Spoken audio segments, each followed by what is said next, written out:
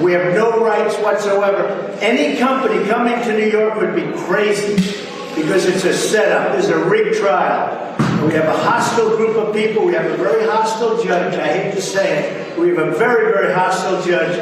And I think everybody knows that, and we see that. But the good thing is we have all of the evidence on our side. They have nothing. And it's a case that should have never been brought. I just read many, many articles saying this case is a disgrace to our nation. That was Donald Trump ranting and raving like a total maniac outside of the New York Attorney General civil fraud case back when he previously showed up for a few days, including the day of his testimony. I'm Ben Meiselas from the MeidasTouch network. There's been a lot of discussion on this gag order imposed on Donald Trump, and that Donald Trump has tried desperately to remove this gag order, which simply prevents him from attacking the judge's law clerk.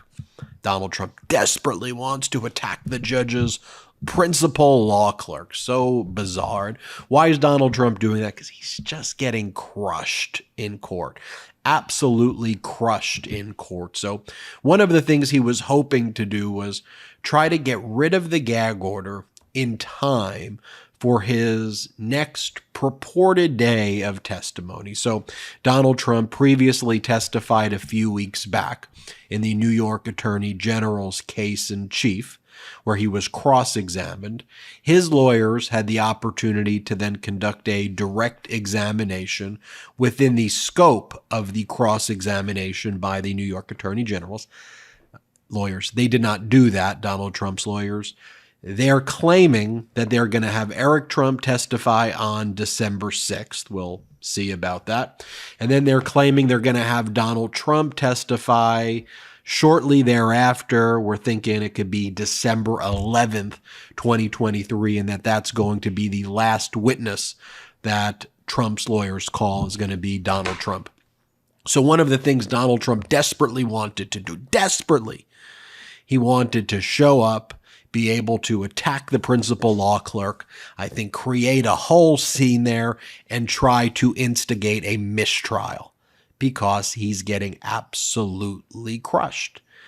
His former controller, Jeff McConney, testified about the fraudulent and inaccurate numbers. His other current vice presidents testified about inaccurate data.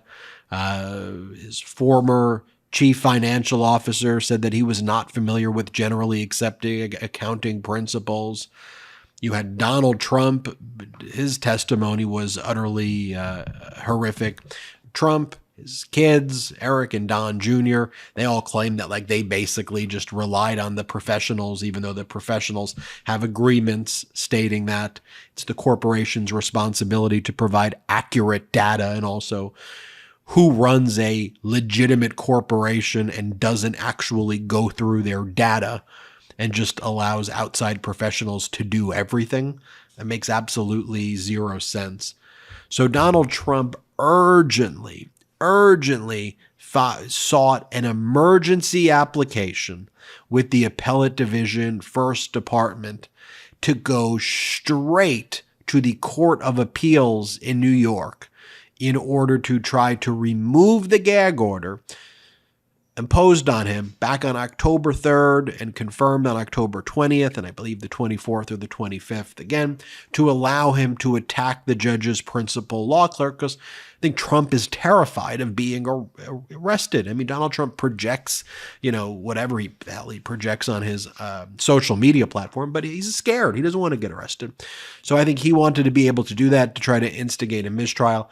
Now, that was rejected. Now, I don't want it to be confusing as you hear in Court of Appeals, Appellate Division. Just so you know, in New York, there is the Supreme Court. And this is why New York is confusing. The Supreme Court's their lower court, their trial court. So Judge Engoron is in the Supreme Court. The Supreme Court in New York is not the highest court. I know that's confusing. So the next tier is the Appellate Division. Supreme Court, Appellate Division, and the First Department has jurisdiction over the Supreme Court the same way, say, a Circuit Court of Appeals in federal court has jurisdiction over the federal court. So I just don't want to confuse you. So you have Supreme Court, Appellate Division, First Department, and then the Court of Appeals is the highest court in New York. So when the Appellate Division, First Department panel rejected Donald Trump's Article 78 lawsuit against Judge Engoron to try to block the gag order preventing Donald Trump from attacking the principal law clerk. And remember, there was that short moment where it was temporarily stayed, and then the Appellate Division found that the gag order was proper and put it back into place. Remember, that just happened. So now Donald Trump filed an emergency application with that same Appellate Division for leave to go to the highest court, the Court of Appeal, and the Appellate Division rejected that. And here's the order by the Appellate Division right here. It's a short order which says the application for interim relief seeking an expedited grant of leave to the Court of Appeals is denied. As such, motion must be decided by a full panel of this court. Further, the movement, Trump, seeks an interim application for a preference, and that is likewise denied. As such, determination must be made by a full panel of this court. The application for an expedited briefing schedule of the above motion is granted as set forth below, so ordered. Motion date, December 11th, 2023. Opposition is due in January of 2024, and there's no reply brief. So for all purposes, the Appellate Division is not even going to hear this until the case is basically done. So this gag order is going to remain in effect while Donald Trump shows up and testifies, if indeed Donald Trump is going to show up on December 11th, 2023. I'm still skeptical if Donald Trump's actually going to show up again. He almost got kicked out the first time, which I suspected was going to happen. If he does show up, I believe it's just going to be to try to bait Judge Engoron into doing something that Trump could try to use against Judge Engoron, but we'll see about that. But here we know the Appellate Division's basically saying, if you want to go to the Court of Appeals on an expedited basis, you first have to then go to us as a full panel, ask us, we'll hear it, and then we can give you leave. But that's not even going to be decided until January under this new order. So then Donald Trump's going to testify while this gag order remains in place. I think one thought I just want to basically make clear here is that the New York Attorney General's office, Judge Engoron, the court staff, everybody against all of Donald Trump's antics, and you see all of them, attacking the judge, attacking the judge's wife, attacking the judge's son, attacking the New York Attorney General. Trump filed a federal lawsuit against the New York Attorney General before in federal court by Syracuse, New York. Donald Trump filed a federal lawsuit against New York Attorney General Letitia James in the Southern District of Florida. Trump files all these frivolous things, and throughout Donald Trump's life, he's been able to bully people into submission. And by the way, you can see how. I mean, these tactics with all of these resources that he's throwing to attack people's lives and try to break them down using other people as his kind of kamikaze agents, the Alina Habas and the Christopher Kaises, and you go back to all of his other lawyers, you know, this barrage of people sacrificing their own careers and reputations to destroy other people's lives to protect Donald Trump. That's what he's done his whole life. That's his MO. But now he's being confronted by people like New York Attorney General Letitia James, Special Counsel Jack Smith, Judge Engoron, people who have exhibited the utmost courage during all of this. And that's why we see Donald Trump just completely losing everything, losing his mind. And he's about to lose his corporation. And we're starting to see how the Appellate Division First Department's going to rule on things related to Donald Trump. He's not getting his way with them, and they're upholding what Judge Engoron is doing to protect the judiciary. And finally, what you're going to see if Donald Trump does testify is someone who's out of control. The cross-examination on him is going to be such that I wouldn't be surprised if he just walks out and runs away during the testimony or gets kicked out, because that's what he's trying to provoke.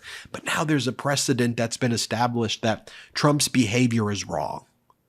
And he's not going to get away with it. He's not going to get away with it. Then we've got the March 2024 trial. So this is all good news, folks. Trust me.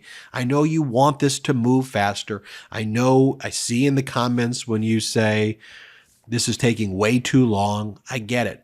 But you'll remember there was a time where we were having these conversations together, and many people in the comments were saying that there's no way Donald Trump will ever be charged with any crimes at all. Well, he's been charged now with over 90 felony counts, okay? So now I know a lot of people are saying, well, he's never going to be convicted, okay? He is relying on this view that the judiciary is not strong enough to hold him accountable. He's relying on the tactics of fascism to try to break people's spirits. Don't let your spirit be broken. We have courageous and strong prosecutors and law and order judges who get it, who were built for this moment. Donald Trump is going to be held accountable in New York, in the criminal cases. I'm confident of that. I'm Ben Meiselas from the MeidasTouch Network. Hit subscribe. We're on our way to 2 million subscribers. Thanks to your support, and have a great day. Hey Meidas Mighty, love this report? Continue the conversation by following us on Instagram @MeidasTouch to keep up with the most important news of the day. What are you waiting for? Follow us now.